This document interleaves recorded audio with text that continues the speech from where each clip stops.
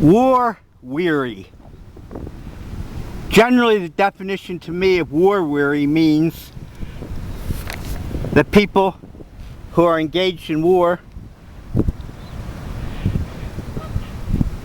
the death toll, the casualties, the suffering and the misery of war starts accumulating, starts adding up to the point where most people just give up from the horror, from the suffering, from the pain.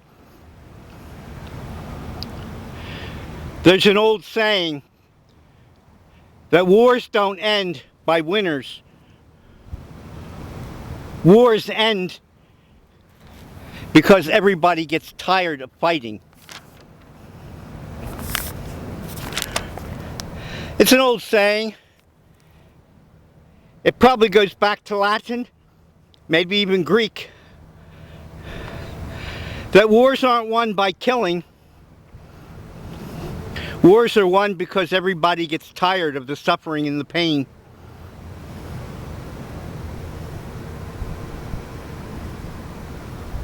I had a whole lot of newspapers at one time that had important events. Neil Armstrong landing on the moon, various congressional hearings, when the head of the CIA allegedly committed suicide or died of a heart attack right at his desk just hours before he was going to appear at a congressional hearing. My father threw them all away. I also had a scrapbook of motion pictures that I saw, along with the tickets. I pasted them in the scrapbook. A long time ago, newspapers used to have massive drawings and pictures of the billboards for motion pictures for the cinema, printed in the newspapers, and I would cut them out and paste them in a scrapbook. My father threw that all away. I asked him, why did he do it? He said, well, you can't keep everything. The problem was, those souvenirs and mementos were not for him to destroy.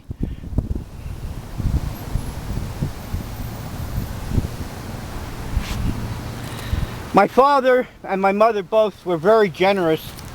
I do not fault them for anything. And I certainly don't hold a grudge. People have been relatively generous to me. And I find people basically good. This is a copy of the Quran. I was working in security for 40 years. And just before the tragedy of 9/11,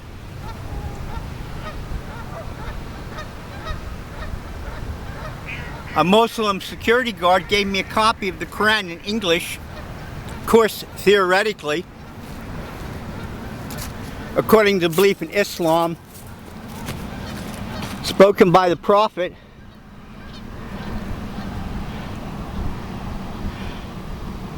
That the Quran cannot really be translated. It has to be read in the original language, Arabic.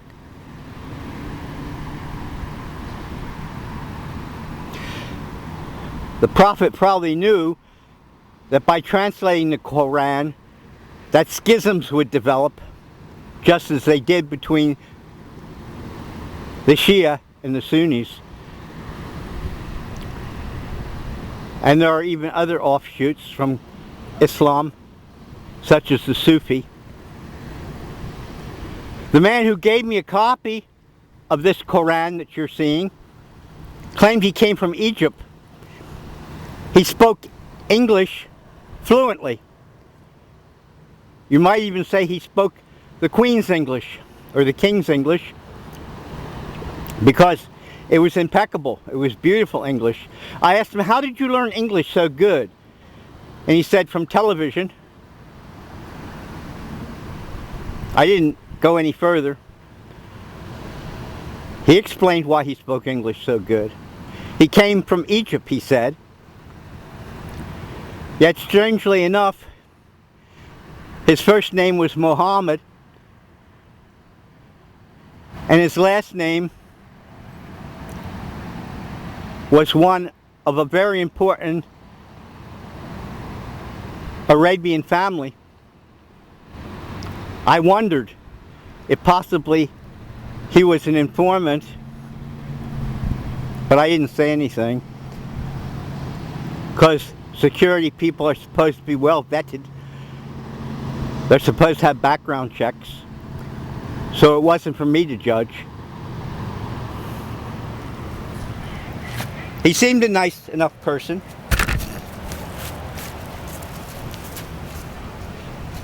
Much nicer than most Americans that I've met.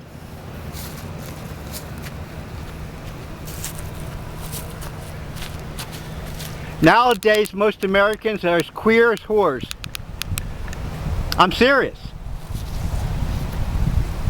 You look at a person cross-eyed, you stare at a person for more than 5 minutes, or you set up a movie camera or a video camera, and they freak out. This is a deep pathology, a deep, serious mental illness in America. And the origin of that mental illness I blame on the neocons' ideology, because deep within almost everything the neocons say is paranoia, hypervigilance, and deep suspicion. Because probably, and this I admit is pop psychology, probably they have some deep dark secret that they believe they're hiding. But you know what? For my point of view, I don't care what they do, as long as they don't bother me. But you see, that's the problem with people who are paranoid. They project their emotions out onto the world, and that is exactly and precisely what neocons do. They are a broiling pit, cesspool of fear and anger and suspicion, and they project all that out in almost everything they say and everything they do. They project that out into the world. Security guard that was Muslim used to leave pamphlets around, just as many Christian people do. And one of the pamphlets he left behind was knowledge.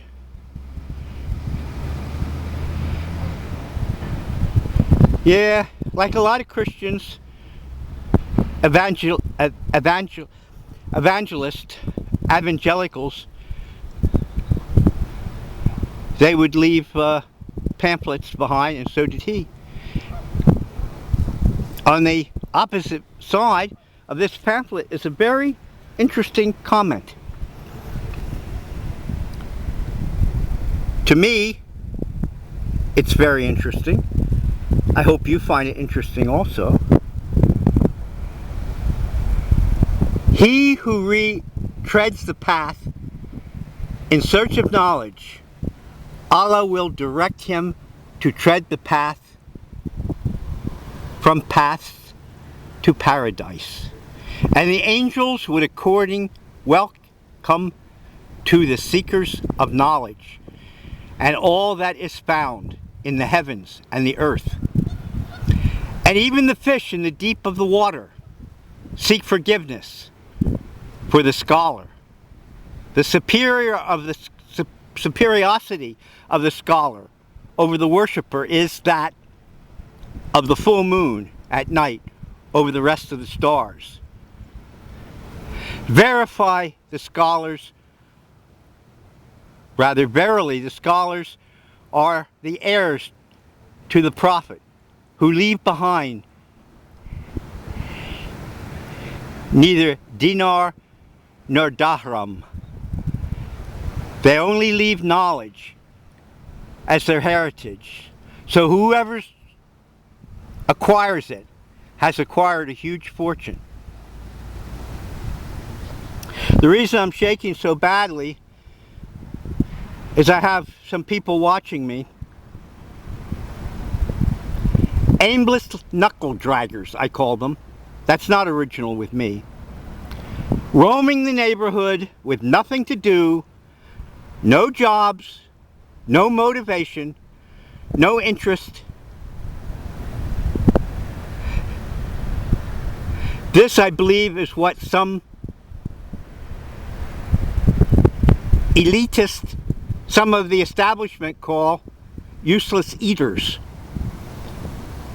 They know how to consume, but they don't know how to produce. You might consider that an insult.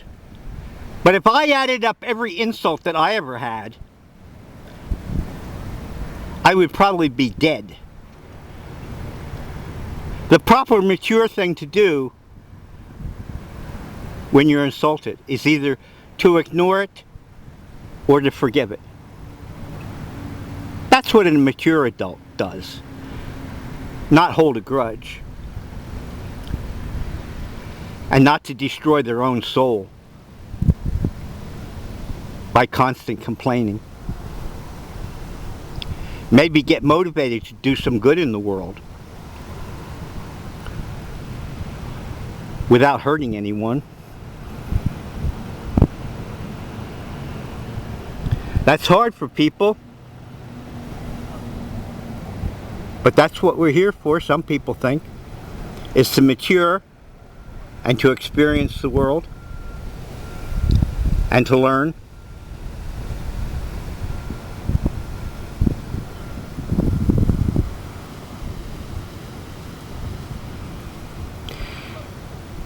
One of the times I remember that I had with my father was to go and see the motion picture, The Song of the South.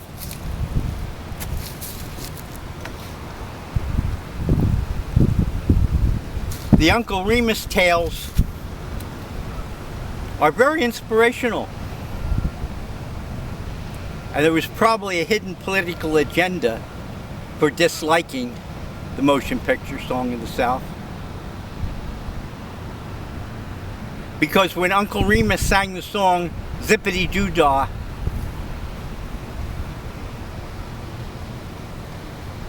my heart burned for love for everybody and everything with a deep, inspiring inspiration. And I sung that song for many years afterward. And I only saw the film once. I only saw Song of the South once. And yet the song was so inspiring, I remembered it word for word.